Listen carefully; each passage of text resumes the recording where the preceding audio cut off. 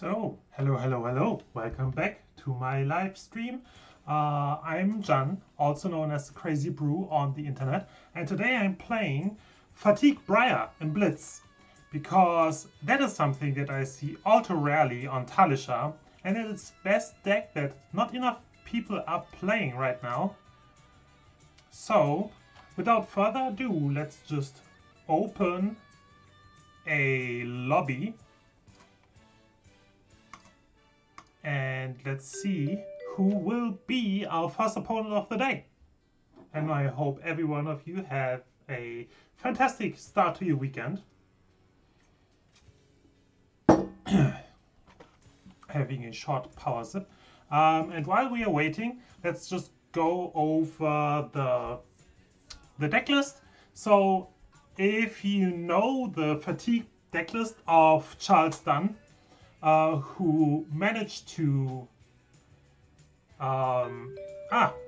we have to push it to a later date. I just have to see what we're doing. It's Dash, so obviously we want to go first and not give Dash a chance to set up a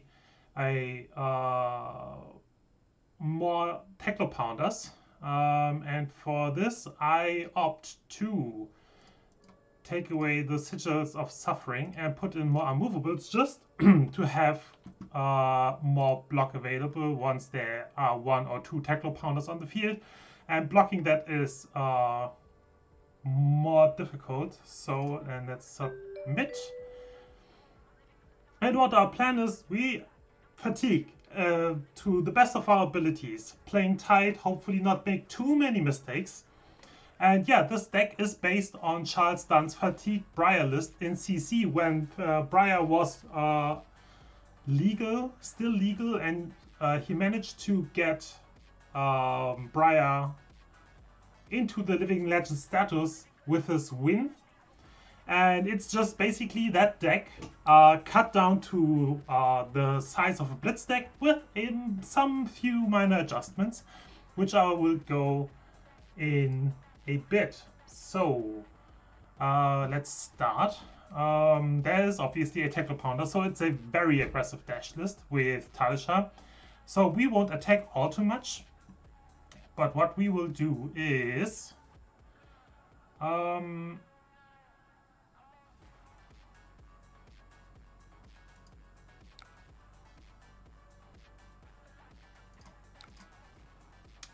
that's not what we wanted to do. We wanted to attack with Evergreen. It's a 2-block that we want to have out of our hands, and we force Dash to give us already a couple of her cards, admittedly giving her the ability to get rid of her bad cards and have a more aggressive turn. But I am very optimistic about our ability to block, and now that Dash has led through one single point of damage, that gives us the opportunity to block with our non-attacks for 1 more block, all of them, which is the key strategy of this deck. Now, we have an Unmovable in our arsenal, and having an all-red hand with an Unmovable, not as great. So what do we do here? We could cycle it with Crown of Seeds, but I don't think that is necessary. I just think we try to full block here and let some damage through. So take 2 damage, go to 18, and then if we block with Final's Fighting Spirit, we can. And get some life back. And have Sigil of Solace just to get a few points of life back, and we should be pretty okay. Okay, that's a setup. Let's see, they end the turn. Now, not pretty amazing. We just play the Sigil and get back to 21 life. We can't do anything on our turn now. Now, if I would play Reaping Blade, I could attack with the Final's Fighting Spirit. Now I am playing Dread Scythe. I play Dread Scythe because I play Sigil of Solace in my deck. And Reaping Blade says if you are ahead of life, if any player is ahead of life on life, they can't gain more life points. And because I am ahead most of the time, I couldn't play Sigil on the moment that I need. And that's why I played Dreadscythe. And also, I most of the time have the blues to play and attack with Dreadscythe. What we will do here is just pass.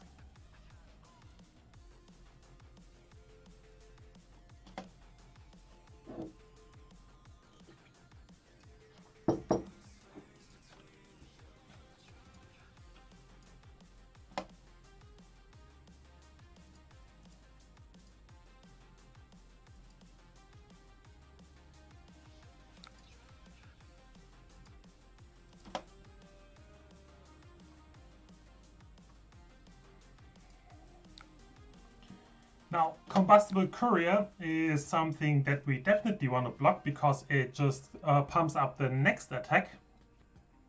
This is something that I definitely do not want to see here. Is this something that we want to unmovable? That would be pretty much overkill, but I guess it's okay.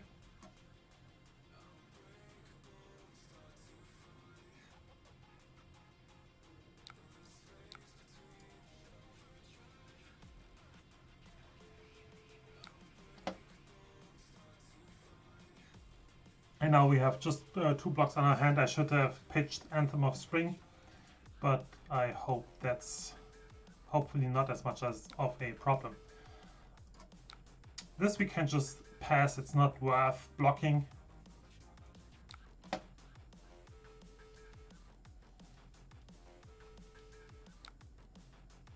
Already ending the turn. Okie dokie, I guess. At this point, I just attack with Evergreen and Arsenal Finals Fighting Spirit, and most likely use Crown of Seeds to put it back and use it later. And we get our Embodiment of Earth, allowing us to block better with our blue non-attack actions and arsenaling the Finals Fighting Spirit. They get a resource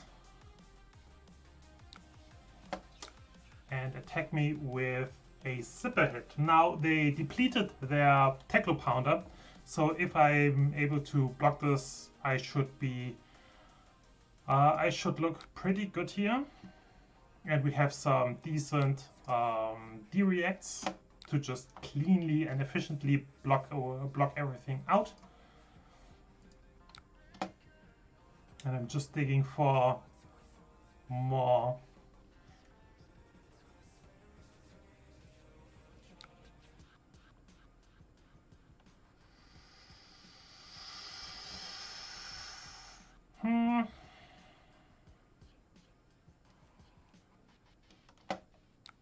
Now in this matchup, we do not fear any noticeable on-hits. That's why we can be pretty liberal with the use of our equipment, as long as we are efficient and do not overblock something.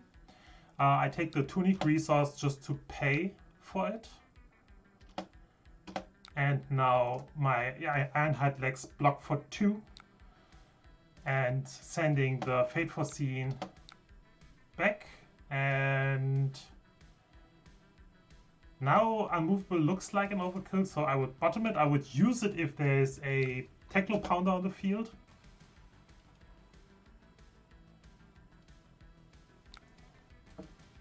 That's too bad.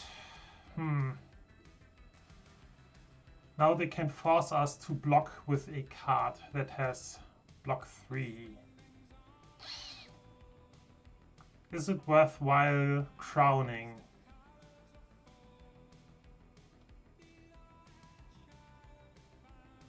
If we have 2 blues, we can swing with an attack back.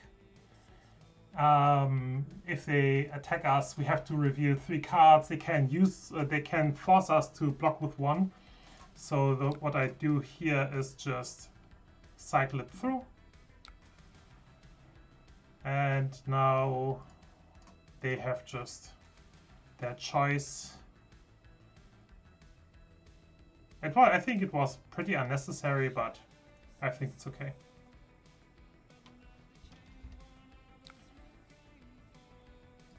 They chose that, that's okay.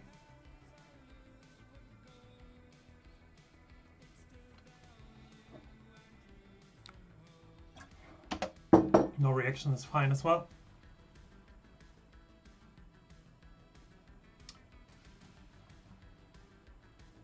Wow. Okay. Just throw it in front. Take 8. And that was the first one. Now, that was the first max velocity. They have a Teclo Pounder in hand, which is a saddening fact. I just block 3, take 2, go to 11.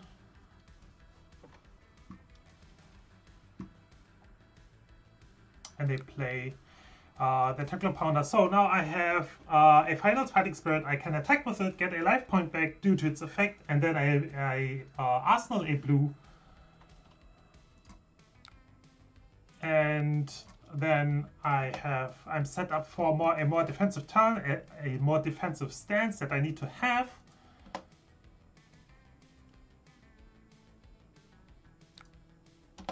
And hopefully survive the next 3 turns.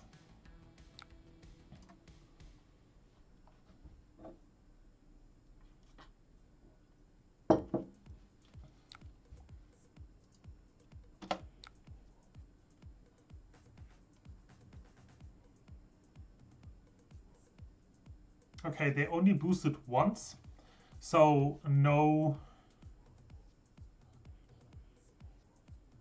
There is no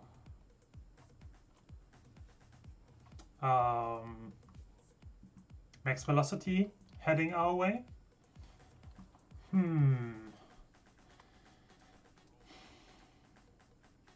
If I force through the Command and Conquer, they have to give me something, because will they arsenal a card? I don't think so. So I just go ahead and block 7. And have no reaction.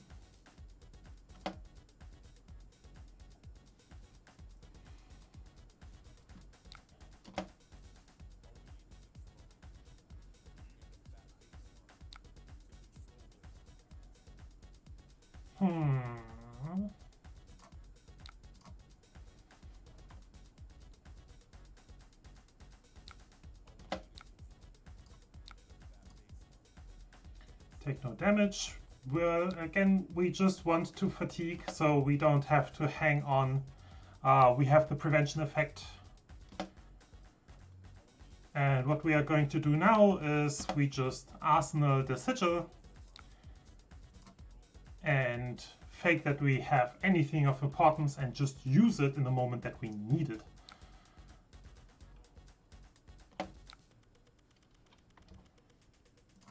So this is getting just a sink, and we won't sink anything. I'm happy where we are. Taking 2 damage is okay. I wouldn't put anything else in front of it because they still have 4 cards in hand. So this might end up this might be again a max velocity turn, which I hope is not the case.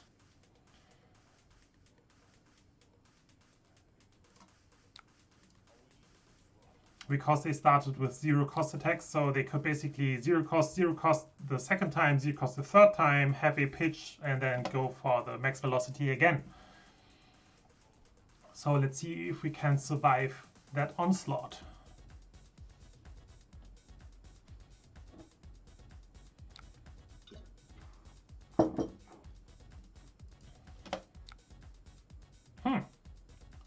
Interesting.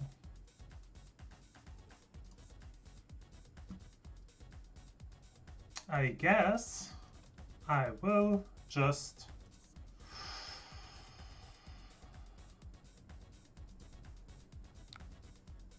sink that and keep my hand. They only have 9 cards left in their deck. It's our turn.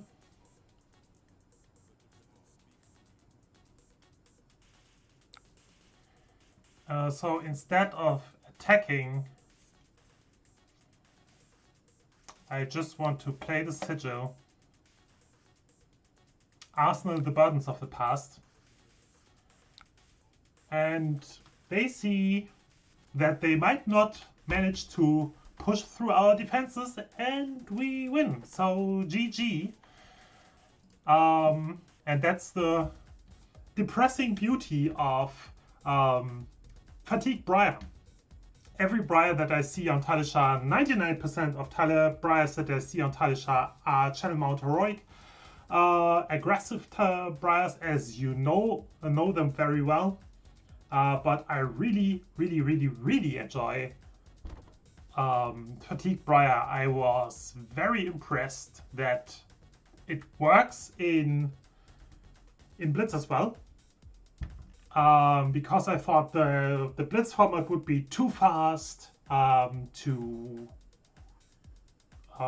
give space for a slow defensive Runeblade deck of all things, but here we are, and I hope you enjoy. Hi everybody who is here. I hope the stream is all right. I would really appreciate it if you could give me feedback about the stream quality. It is my second Talishar stream on YouTube. Everything here is subject to change, and I hope that everything is quite enjoyable. Welcome. So let's go back to a new lobby, wait for our next opponent, and see who we get.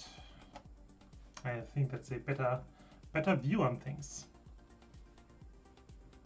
Hello.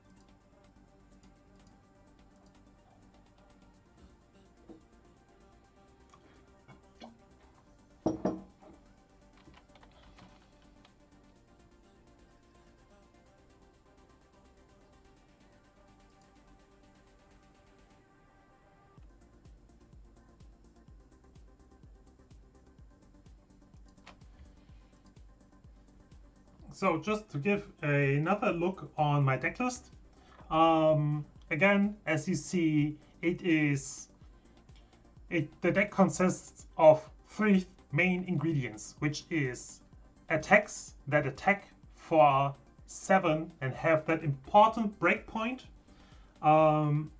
to push a single point of damage and get an embodiment of Earth token. And whenever I try to talk about my deck, there is a dash hitting my lobby. So we just go back and do it all over again. We just cut again my Sigil of Suffering. We don't need them here. I like to have more block with unmovables once they set up a big turn, and they left again. So too bad. Okay, and then cycle back to the deck list. 3 main ingredients. 1, attacks for 7 that have that crucial breakpoint to push 1 point of damage, get the embodiment of Earth token, and that embodiment of Earth token allows us to block with our non-attack action cards for 1 block more for the time it is on the field. And our resource base consists mostly of blue non-attack action cards, like for example Burns of the Past, This Round's on Me, what else we have, Whisper of the Oracle, and one important card here is Anthem of Spring, because if we block with 2 cards from hand, we will get an additional embodiment of Earth token through its Unity ability, allowing us to block even more with our non-attack action cards. So we basically have super efficient blocks whenever we manage to get through with an attack. And here is the dash player again. And the other part of our defensive plan is we have D-reacts that block super efficiently, help us to fix our hand, fix our top deck, and just smooth out our plan overall. Now let's go back and try it again. We will start this time, and they should get what they want. Same setup, they have a tackler pounder, they have the usual setup for a dash deck. And the only thing that I want to do here now is start pulling cards from their hand. Again, that might be not that advisable, but I just want to start to go ahead with the fatiguing process. And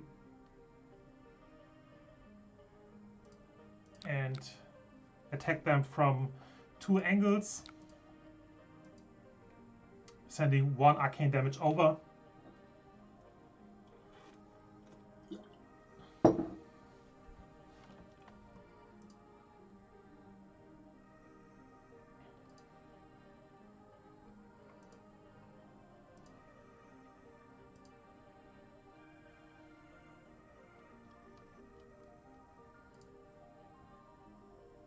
They block with Fender Bender, they block with Spark of Genius, that's a good pull. And a Twin Drive, so 2 reds out of the hand and a Spark of Genius, which would help them to set up a second Tackler Pounder and have an even more insane turn. And let's see what they crack back with. The good thing is we have a D-React in our arsenal and 2 Sigil of Solaces, which gives us a nice little cushion of life points that we might need later down the line.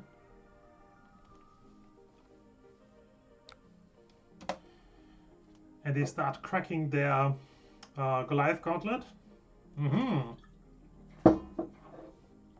Coming for the big damage here. So that would be 8.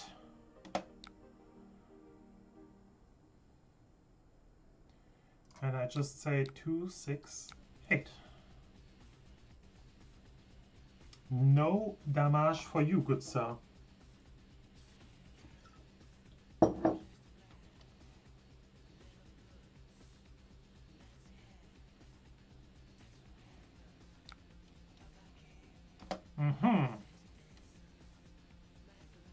What do they follow up that attack?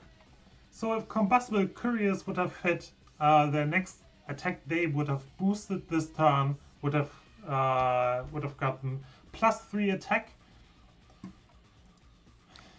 and they covered us with a payload, and payload has dominate, but I have a reaction to that, which is Sigil, and which is Sigil. So I come out with net same life points as before.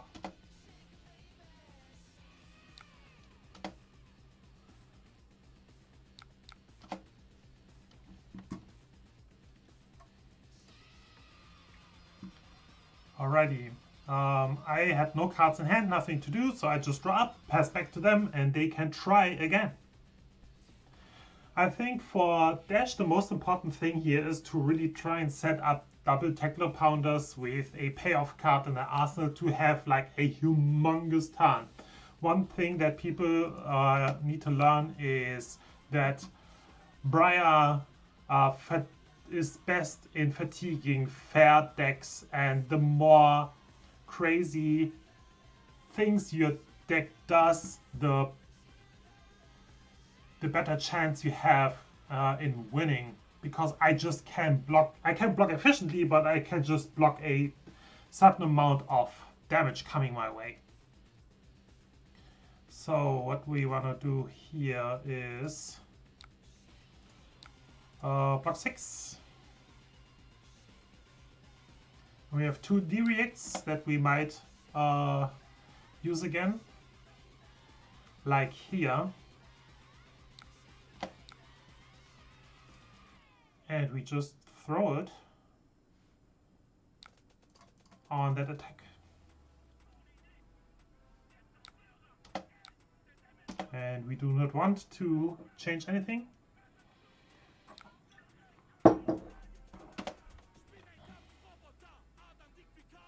And yeah, I should have sunken my Runic Reclamation, try to get a blue and swing back with Red Side. But oh well, life points are not the matter here. My life points are what matters. What matters for me is the deck size of my opponent. And as long as I manage to get that down, I have a good time.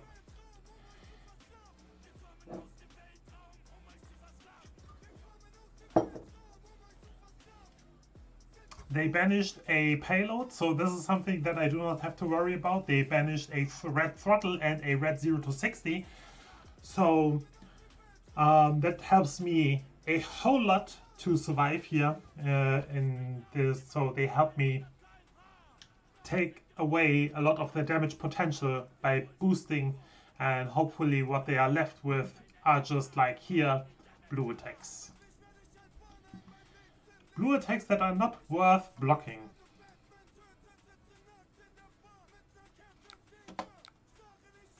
Oh, it gets a boost, so I would just fade here and block it again beautifully, efficiently. That goes to the bottom, and they again conceded.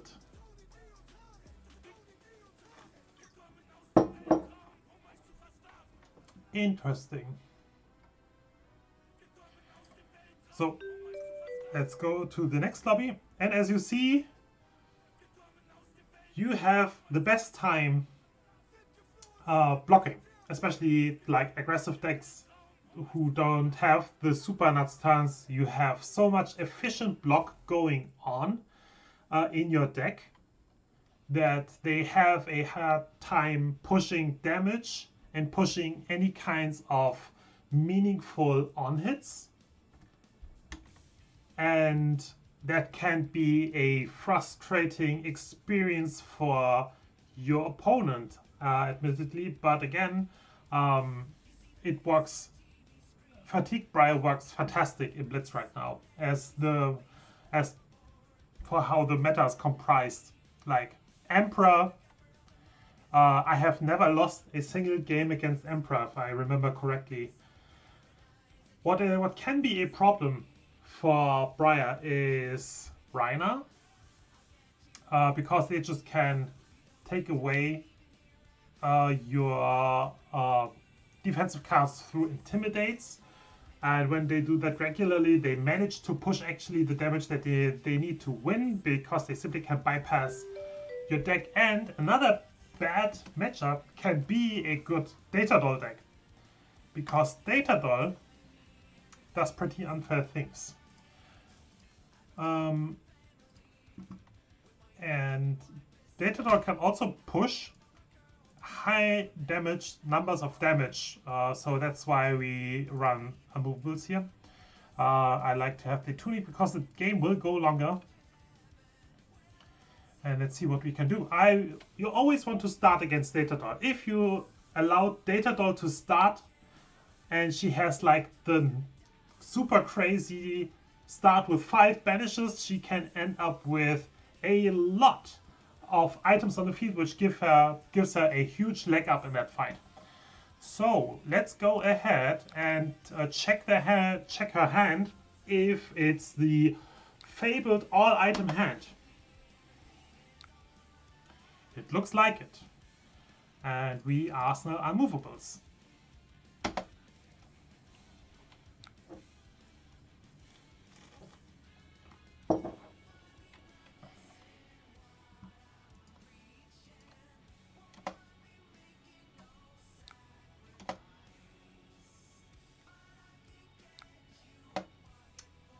And yes, it was an all-item hand. They need to take the turn for setup, which is fair.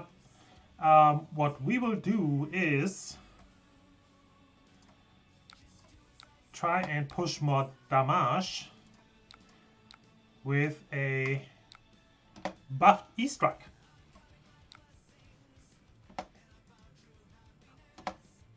And again, we try always to come with those critical breakpoints of 4 and 7 to make it really uncomfortable for our opponent to block and get the embodiment of Earth that we need to efficiently block and gain advantage.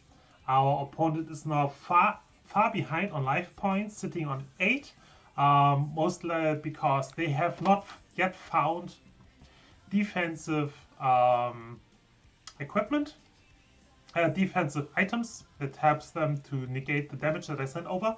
And now I have to really push the damage and try to keep my Finals Fighting Spirit around. And I do not want to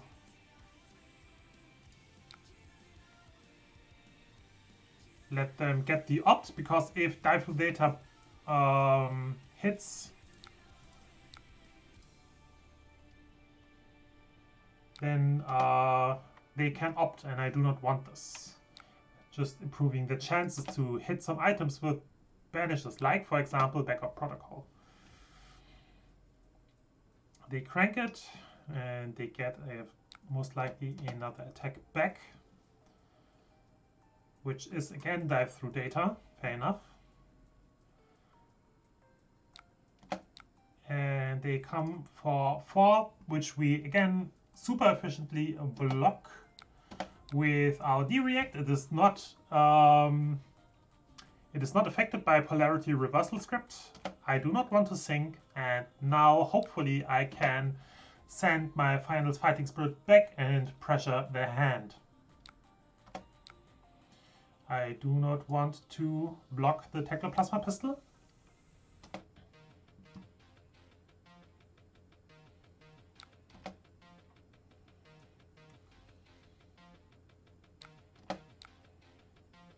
I don't want to block this as well. It's just raw damage. We are so far ahead on life that we do not need to block this, and instead just attack again with Finals Fighting Spirit.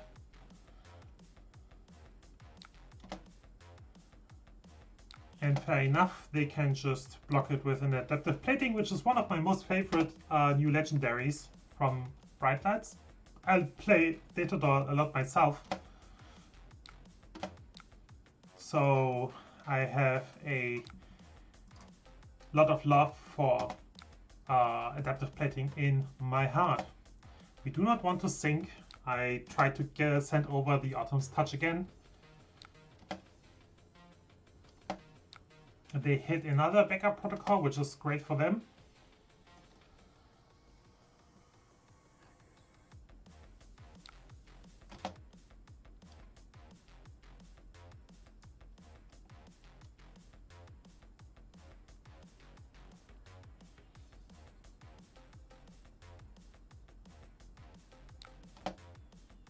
And now they have found the mini force field, which is great.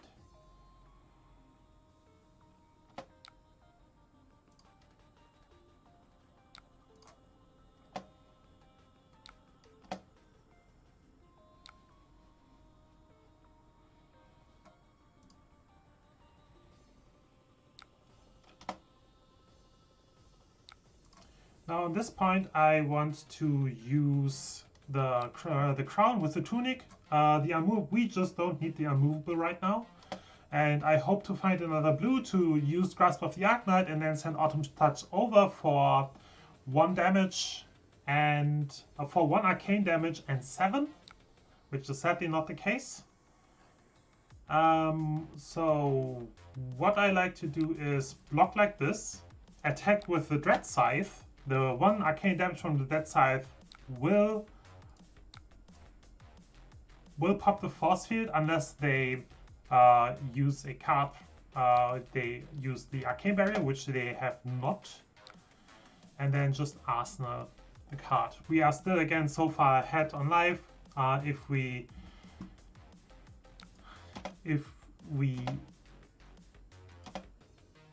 stay that way, we should have a good chance to win here.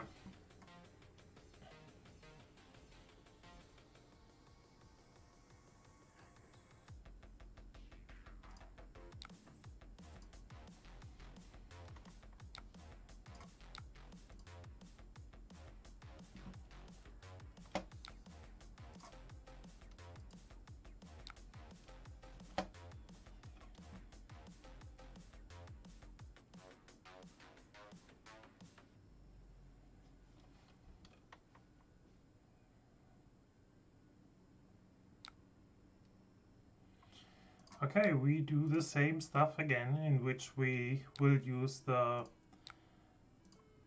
Grasp of the Arknight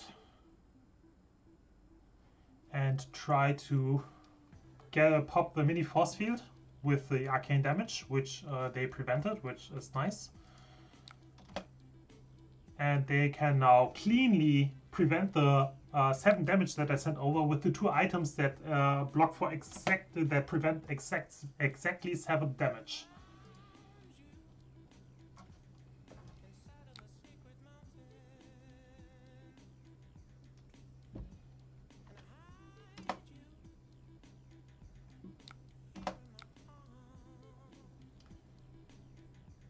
So, what do we want to do here? Not the best of hands. I think I just pass.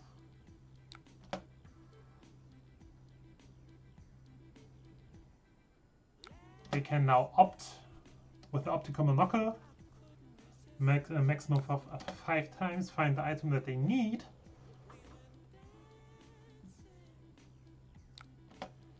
And an all-red hand is sadly pretty unlucky, but we'll manage.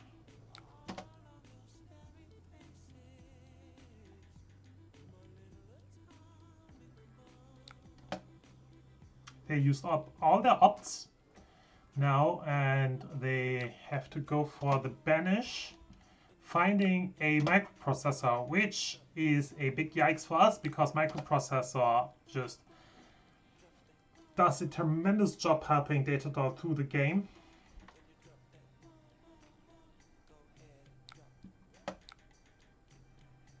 No, I do not want to block.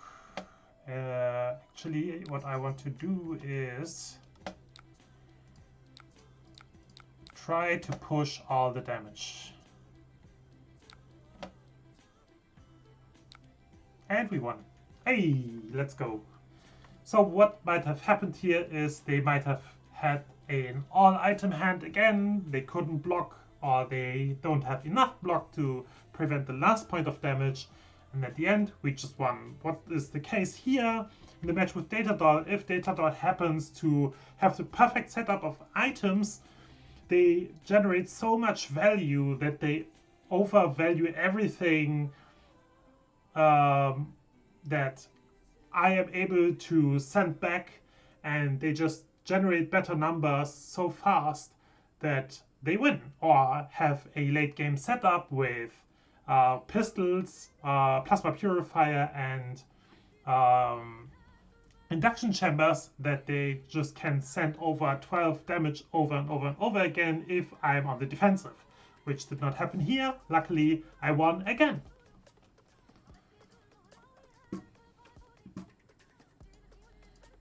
So let's go to the next one.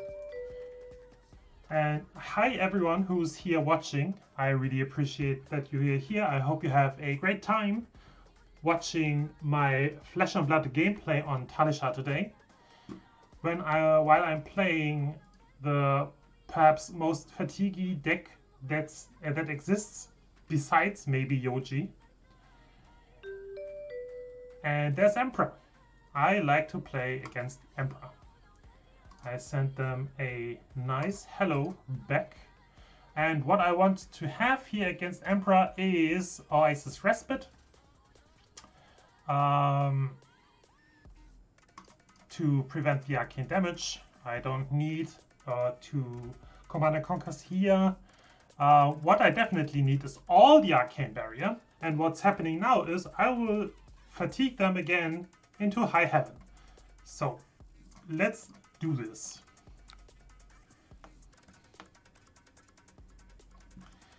We start with, let's see, I think that Raging Onslaught looks pretty decent and already starts getting cards from their hand. They give us an Emeritus Scolding, they give us, hey Armpit, nice to see you. That matchup feels free because it is. They give me already an Emeritus Scolding and Blessing of Ether, 2 cards that they actually need to win this matchup, but they do not, which will bite them later in the game. The Blessing of Ether is actually the best sideboard card for Fatigue, and they should play it if they're able to, and now they just gave it away a little bit. Here I just play Fateful Scene again, efficiently block, hope that they don't send anything more my way, and send the Evergreen back.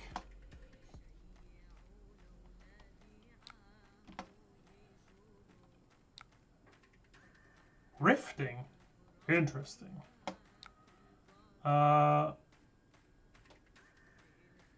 Interesting, but nothing crazy here. So what we want to do is we just sync, play our Evergreen, keep a card in Arsenal, and we're good. Hi, it's great that you're here. I hope you enjoy my stream.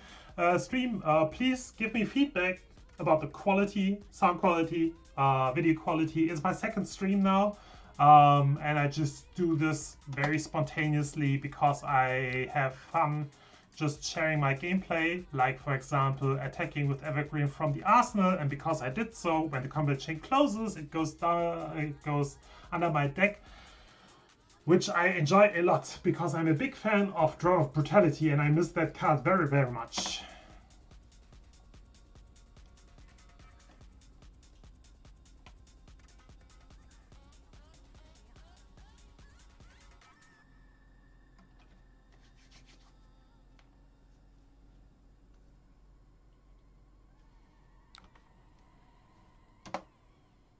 They blocked with their complete equipment still. Pushing 1 damage, what gives me the embodiment of Earth, allowing me to block a whole lot better.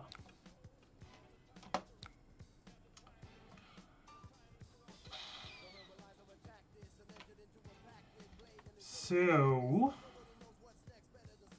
what I want to do here is just block this and only use my blue non-attack if they push for bigger damage numbers. They come around for 5, draw a card. Okay, so what I want to do here then is just block 3.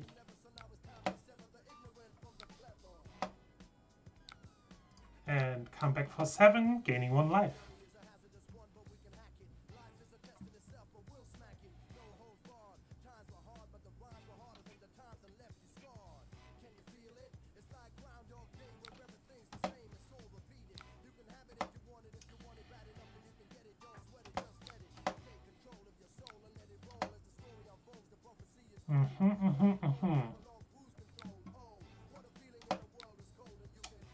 I think we will see a Blaze Headlong again.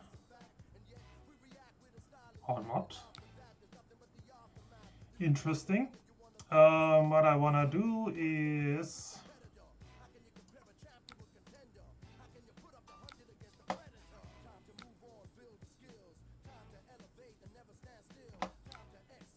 AB3 like this.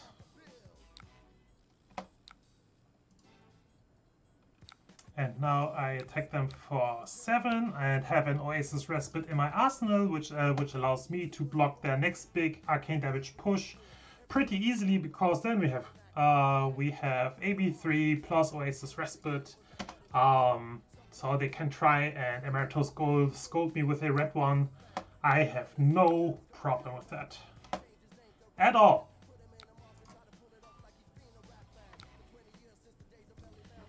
There is a Scarfoska, which we simply block.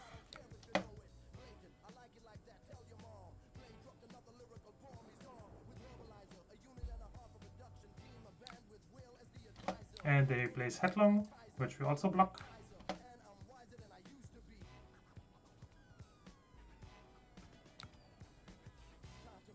And they want to draw a card again with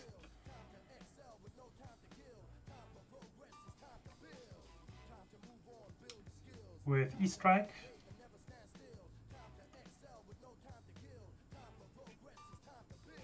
And I guess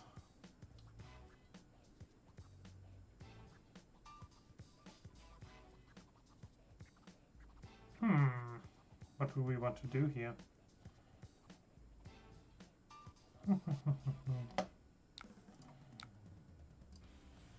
Guess that's okay.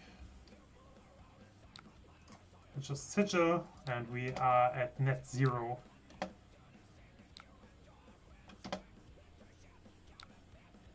And I just attack them for 4 again.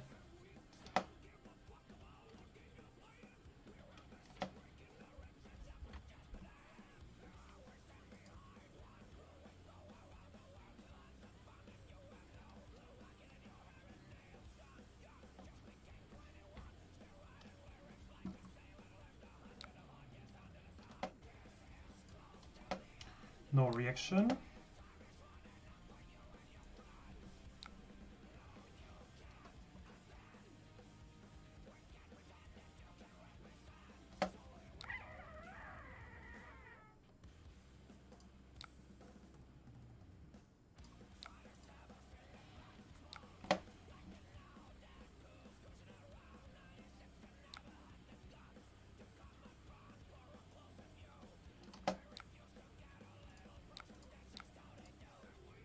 I like rifting in this deck.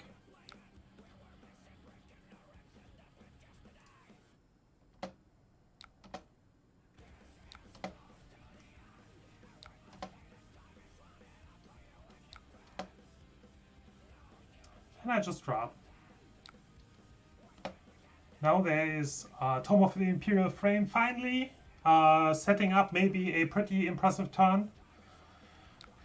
Starting out with a Nimblism, and it go again attack into a Command and Conquer most likely. So what we want to do here is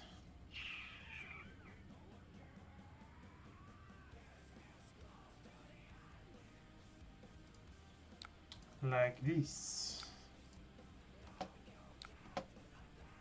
Because we will see a Command and Conquer, and as the next attack, most likely, I just use my Sigil of Suffering already here to block it as good as possible. We are still on 18 life points, and we can't use Command and Conquer. We can't use D-Reacts in Command and Conquer. But I did not see a Scarforce card coming. But that's okay.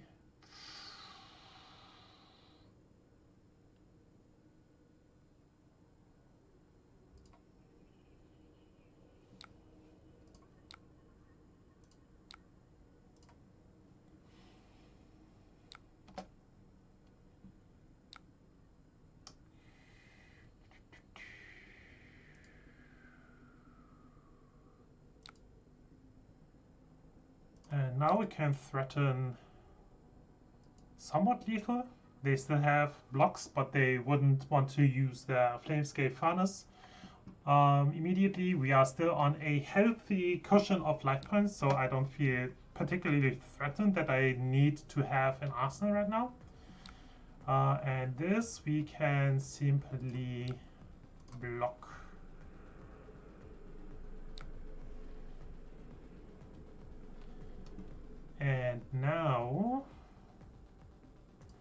just swing back with my Dread Scythe, dealing 1 arcane damage and 3 physical. They let through the 1 damage. There goes the next Blessing of Ether, and I just sink below into the arsenal.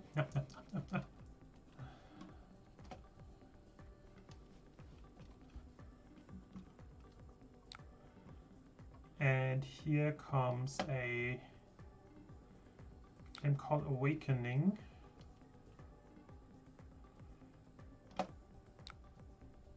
And I just block 3. Again, trying to stay efficient with the blocks.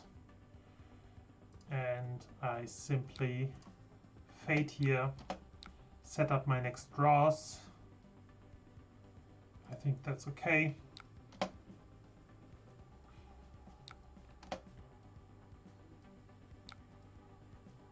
And they want to attack us for 2, which is okay. No, for 2. I don't want to block this. There is no combo in the Emperor deck that allows them.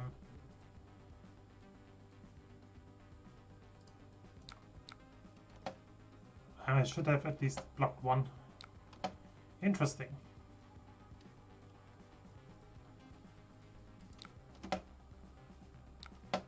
And we won again.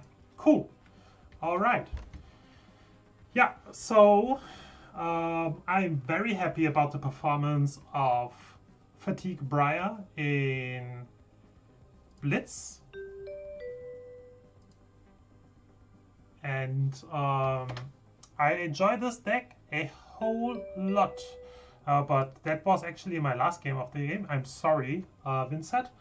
But my time has come to end the stream. I hope you enjoyed it. If you watched it live, if you watched the recording of my little gameplay session here, trying to get reps and practice with Fatigue Briar, something that I can simply recommend. It is a simple, effective, very defensive deck to play. And one trick that you have with Fatigue Briar, right now at least, is no one expects the Fatigue Briar Inquisition. No one. Everyone who faces a random Briar in Blitz automatically assumes that you are a Channel Mount Heroic Briar. And in that case, they bought completely wrong. If they bought into you, like more defensive stuff, making the deck slower just to weather the storm of Channel Mount Heroics. Anyway, they bought most likely wrong and make the deck worse into you, which is great. So I just can wholeheartedly recommend. I try to put the deck list into the comments. Let me know if you like the stream, if you like the format, if you like the deck. Let me know in the comments if you would have made any changes, what I definitely might have done wrong. And thanks for watching, and see you the next time.